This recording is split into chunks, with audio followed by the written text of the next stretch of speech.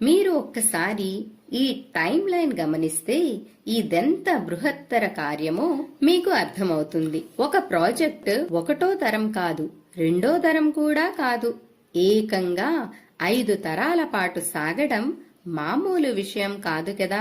సగర మహారాజు, అసమంజసుడు, అంశుమంతుడు, దిలీపుడు వీళ్లంతా ట్రై చేశారు. కానీ ఎవరి వల్ల కాలేదు.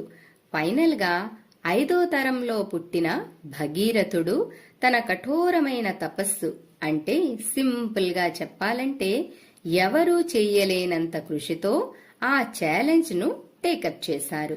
అలా భగీరథుని ప్రయత్నానికి మెచ్చి బ్రహ్మదేవుడు ప్రత్యక్షమయ్యారు. ఆయన ఒక పెద్ద టెక్నికల్ ప్రాబ్లం ని చెప్పారు. అయ్యా, గంగాదేవి అవతరణను ఈ భూమి భరించలేదు. ఆమె ప్రవాహ వేగానికి సర్వస్వం కొట్టుకుపోతుంది అని వార్నింగ్ ఇచ్చారు. అంటే అంత ఎత్తు పైనుంచి నీరు డైరెక్ట్ గా భూమి మీద పడితే ఆ ఫోర్స్ కి భూమిపైన ఉన్న నాగరికత, జీవజాలం మొత్తం తుడిచిపెట్టిపోతుందన్నమాట.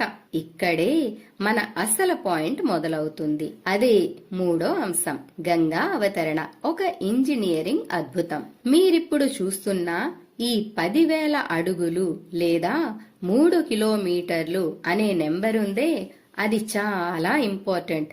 ఎందుకంటే హిమాలయాల్లోని గంగోత్రి దగ్గర మొదలయ్యే గంగానది మైదాన ప్రాంతమైన హరిద్వార్ చేరుకునేసరికి ఏకంగా 3 కిలోమీటర్ల ఎత్తు నుంచి కిందకు పడుతుంది.